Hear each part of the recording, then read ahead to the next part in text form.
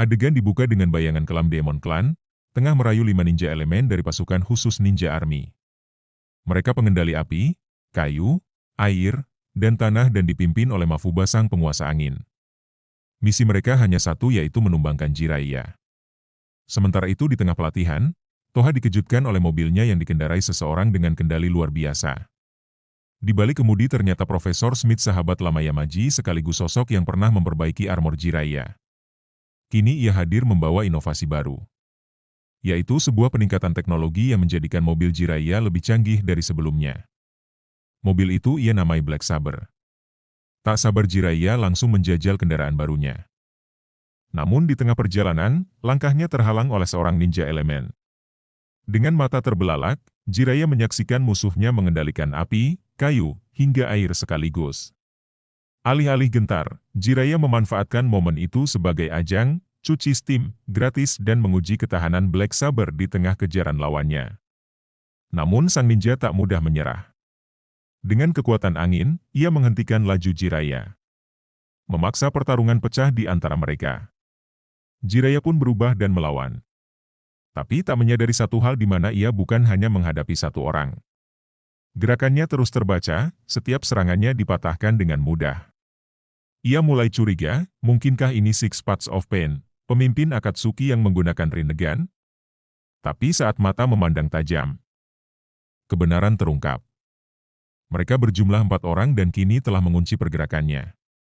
Saat sang pengendali angin hendak menghabisinya, tiba-tiba kepalanya terasa berdenyut. Hembusan angin kencang membangkitkan bayang-bayang masa lalu yang selama ini ia kubur dalam. Kenangan pahit berhembus seperti badai, membawa kembali bayangan masa lalu yang kelam.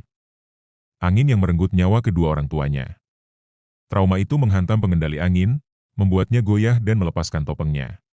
Melihat rekannya lebih dulu terpukul mental, sang ninja tanah bergerak cepat melancarkan serangan demi membebaskan Jiraiya dari kuncian. Kini, Jiraiya kembali leluasa, namun menghadapi ninja elemen bukanlah perkara mudah. Serangan bertubi-tubi terus mendesaknya hingga akhirnya ia memanggil Black Saber. Dengan sekali komando, Black Saber melepaskan roket penghancur menghabisi seluruh ninja elemen kecuali Win, sang pengendali angin yang terpental hingga hampir jatuh ke jurang. Di ambang kekalahan, Win mengakui bahwa jauh di lubuk hatinya masih tersisa empati. Toha mencoba menyelamatkannya namun ia menolak. Ia memilih jatuh ke dalam kehampaan. Sementara itu, di markas Dokusai, mereka sadar pasukan elit telah tumbang. Namun Butterfly, sang pemikir licik, menemukan jalan lain. Ia mengumpulkan jenazah ninja elemen dan menyatukan kekuatan mereka ke dalam tubuh Win atau Mafuba yang masih bernyawa. Kini ia bangkit sebagai cyborg, dengan kekuatan berlipat-lipat dan siap mengalahkan Jiraiya. Di tengah perjalanan, Black Saber memperingatkan Jiraiya. Ada kendaraan aneh yang mendekat. Jiraiya segera memacu mobilnya. Namun sosok di atas motor terus memburu tanpa lelah. Pertarungan sengit antara mobil dan motor pun pecah. Jiraiya memaksimalkan seluruh tenaga Black Saber untuk menghadapi lawannya. Saat tabir terbuka, ia tersentak pengendara itu adalah Mafuba. Kini dalam wujud cyborg. Saat pertarungan berakhir dengan jatuhnya Win, Toha turun tangan, memilih bertarung secara jujur dalam wujud Jiraiya. Cyborg Win mengeluarkan seluruh kekuatannya dan memanipulasi elemen kayu, tanah, air, dan api sekaligus. Jiraiya pun akhirnya sadar. Ia kini berhadapan dengan sosok yang mampu mengendalikan semua elemen. Penasaran, Jiraiya membuka topeng lawannya dan terungkaplah wajah Mafuba. Kini tanpa emosi dingin bak batu. Niat awal Jiraiya untuk menyadarkannya justru berujung pada pukulan bertubi-tubi. Mafuba menyerang tanpa ampun, mendesaknya hingga hampir jatuh ke tebing. Namun dalam situasi kritis itu, Jiraiya menyadari sesuatu. Mafuba masih terbelenggu oleh trauma masa lalunya. Dengan katana di tangan, Jiraiya menciptakan hembusan angin yang membangkitkan kembali kenangan buruk di benak Mafuba. Seketika pria itu tersentak dan pikirannya dipenuhi bayangan masa lalu. Hingga ia berteriak dalam kepedihan. Di saat Mafuba berada di ujung ketegangan mentalnya, Jiraiya mendekat dan mengeluarkan ceramah no jutsu. Sebuah ajaran empati yang ia pelajari dari Naruto. Ia menegaskan bahwa seorang ninja harus memiliki simpati dan empati. Sama seperti yang pernah dirasakan Mafuba. Kata-kata itu menyusup ke dalam hatinya. Untuk pertama kalinya, Mafuba merasa ia tidak sendiri. Pada akhirnya, Mafuba memilih untuk meninggalkan kelompok Dokusai. Namun sebelum pergi, ia berjanji bahwa suatu hari nanti, ia akan kembali, bertarung secara adil melawan Jiraiya. Sementara itu di tempat lain, Yamaji terbangun dari tidurnya usai bermimpi bertarung melawan para ninja. Ia segera memerintahkan Manabu dan Toha menuju sebuah danau. Tempat yang muncul dalam mimpinya. Di sanalah menurut penglihatannya armor Demon King tersembunyi dan ia khawatir jika jatuh ke tangan yang salah. Tanpa banyak tanya, Toha berangkat. Namun, Manabu diam-diam menumpang di bagasi, memaksa Toha membawa beban tambahan dalam perjalanan panjang mereka. Setibanya di lokasi, mereka segera check-in di sebuah hotel dan disambut oleh pegawai hotel pria. Namun ada sesuatu yang aneh. Seorang pegawai hotel lain kita sebut saja Inur menatap mereka dengan sinis. Ternyata ia segera melapor kepada pemilik hotel yang juga seorang perwira dari Flower Clan. Inur sendiri adalah anggota klan tersebut. Menyadari kedatangan ninja asing, Flower Clan langsung menggelar rapat darurat. Mereka tahu bahwa armor Demon King tersembunyi di dasar danau dan mereka tidak bisa membiarkan siapapun mendapatkannya. Namun ketegangan belum mereda ketika Demon Clan tiba-tiba muncul. Dengan arogan, mereka menuntut akses ke armor Demon King.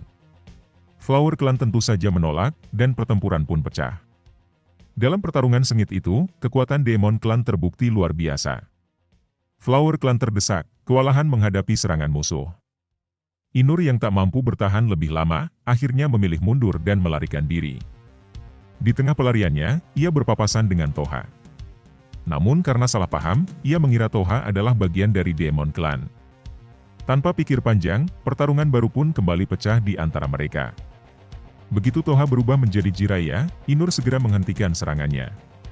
Ia menyadari bahwa Jiraiya berasal dari klan Yamaji, yang beraliansi dengan klan Flower. Namun, ketegangan belum usai. Demon Clan masih mengejar mereka. Dan tiba-tiba dari pinggir pantai, muncul seorang ninja lain. Tak disangka, ninja itu adalah pegawai hotel pria sebelumnya. Namun bukan bagian dari Flower Clan, melainkan dari klan Gozaru yang juga mengincar armor Demon King sekaligus balas dendam masa lalu. Inur tak tinggal diam dan pertarungan tiga klan pun pecah. Sadar bahwa mereka tak bisa terus bertarung tanpa strategi, Toha mengajak Inur melarikan diri dengan kapal milik seorang pemuda Gozaru klan tadi yang kita sebut saja Udin. Di tempat yang lebih aman, Inur mengungkap kebenaran pahit. Pemimpin asli klan Flower telah dikalahkan oleh pengkhianat dari klan Kurosaru yang tak lain adalah klan si Udin itu sendiri. Inur pun berniat menggunakan Demon King Armor demi membalaskan dendam para petinggi klannya. Namun Toha mencegahnya. Ia tahu bahwa armor itu terkutuk bagi siapapun yang mengenakannya. Tapi Inur tak mau mendengar. Dengan trik ninja, ia menipu Toha dan melarikan diri. Merasa bersalah, Toha segera mengejarnya bersama Manabu. Mereka mencari sepanjang hari hingga malam tiba, tetapi Inur tetap tak ditemukan. Akhirnya setelah berkonsultasi dengan Yamaji, Toha diperintahkan untuk langsung menjaga armor itu. Sementara itu, Inur telah mencapai gerbang menuju Demon Armor dan bersiap melakukan ritual. Namun, aksinya dipergoki oleh Toha dan memaksanya untuk kabur lagi. Tanpa ragu, Inur berlayar ke tengah danau dengan perahu sewaan. Namun di saat ia menemukan pintu masuk menuju Demon King, ia justru dicegat oleh klan Gozaru, yang ternyata telah membuntutinya sejak awal. Tak hanya itu, Demon Clan pun datang. Memicu pertarungan sengit di atas air antara tiga klan. Di tengah kekacauan, Jiraiya ikut bergabung dalam pertempuran. Namun di balik hiruk-pikuk pertempuran itu, Udin diam-diam menyelinap menuju dasar danau. Sesampainya di dasar, ia menemukan sebuah gua yang menyimpan armor legendaris Demon King. Tanpa pikir panjang, Udin mengenakan armor tersebut. Sejenak keheningan menyelimuti, lalu kegelapan merasuk ke dalam tubuhnya. Kekuatan iblis kini menjadi satu dengannya. Yamaji sudah mengetahui hal ini, sehingga ia datang ke medan tempur dan menyaksikan pertempuran tiga klan serta Udin yang telah mengenakan armor Demon King dengan kekuatan dahsyatnya. Toha dan Inur bersiap melawannya, sementara klan Demon memilih mundur dan mengamati dari kejauhan. Namun pertempuran berlangsung tidak seimbang. Setiap serangan Toha tidak berdampak apapun pada Udin, bahkan setelah Inur bergabung, mereka tetap tidak mampu menandingi kekuatannya. Pertarungan semakin sengit, membuat Toha dan Inur semakin terdesak. Tak lama, Yamaji muncul dari atas bukit tetapi itu hanya pengalihan dan ia segera kabur. Dokusai yang sudah tidak sabar akhirnya muncul dan menantang Udin secara langsung. Namun, dengan sedikit kekuatan saja, Demon King berhasil mengalahkan Dokusai dengan mudah. Sementara itu di hotel, Toha masih gelisah karena belum menemukan cara untuk mengalahkan Demon King. Tetapi Yamaji dengan santainya hanya menyuruh Manabu untuk mandi. Sementara itu, Toha menemui Inur untuk menanyakan bagaimana klan Udin dulu mengalahkan pemimpin klan Flower, tetapi Inur pun tidak tahu siapa yang sebenarnya mengalahkan pemimpinnya. Namun, ia bersumpah akan membalas dendam meskipun harus mempertaruhkan segalanya. Percakapan mereka ternyata didengar oleh ninja gagak yang kemudian melaporkannya kepada Dokusai. Dokusai pun menyusun rencana untuk berpura-pura bekerja sama dengan Udin demi menjatuhkan mental Jiraiya. Sementara itu di tempat Demon King, anak buahnya melaporkan bahwa Toha sedang dalam perjalanan mencarinya. Toha terus mencari dan akhirnya tiba di tepi pantai, tetapi ia sudah diawasi oleh klan Demon yang segera melancarkan serangan. Tak hanya itu, anak buah klan Gozaru pun muncul yang membuat pertempuran tak dapat dihindarkan. Anak buah klan Demon dan klan Gozaru berhasil dikalahkan dengan mudah tetapi begitu Demon King muncul, ia langsung menyerang Toha. Bahkan serangan terkuat Jiraiya tidak mampu menandinginya yang membuat Toha kalah telak dan tercebur ke laut. Dengan sisa tenaga, ia berenang ke pinggir dermaga di mana Yamaji sudah menunggunya. Yamaji memerintahkan Toha untuk menyegel kembali kekuatan Raja Iblis dan mencari cara untuk mengalahkannya. Sementara itu di sebuah kapal pesiar, ketenangan para penumpang terganggu ketika klan Demon datang dan menyandera mereka. Rupanya mereka mencari Inur dari klan Flower yang kebetulan sedang berada di kapal itu bersama Manabu.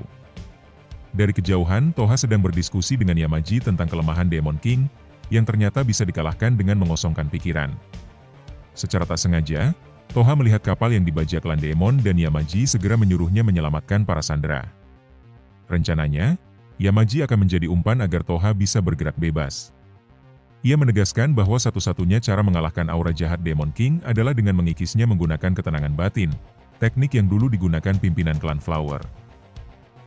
Mereka pun segera bergerak, dengan Yamaji yang berangkat menggunakan perahu kecil.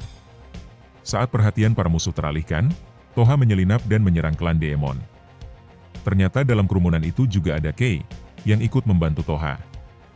Namun Butterfly dari klan Demon bermain licik dengan menyandera seorang anak kecil.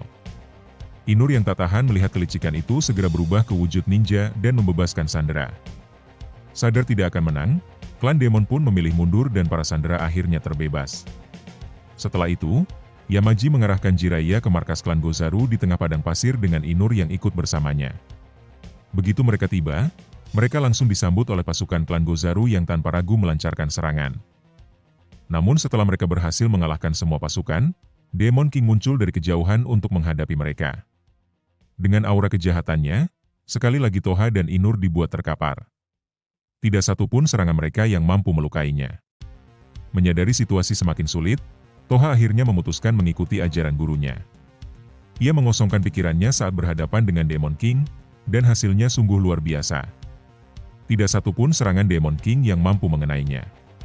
Begitu aura kejahatan Demon King menghilang, Toha langsung menyerang.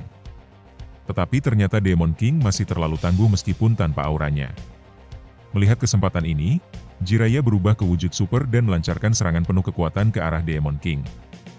Setelah pertarungan sengit, Demon King akhirnya berhasil dikalahkan dan meninggalkan hanya armornya. Keesokan harinya, Jiraiya dan kawan-kawan mengantarkan armor tersebut ke tempat asalnya untuk disegel kembali.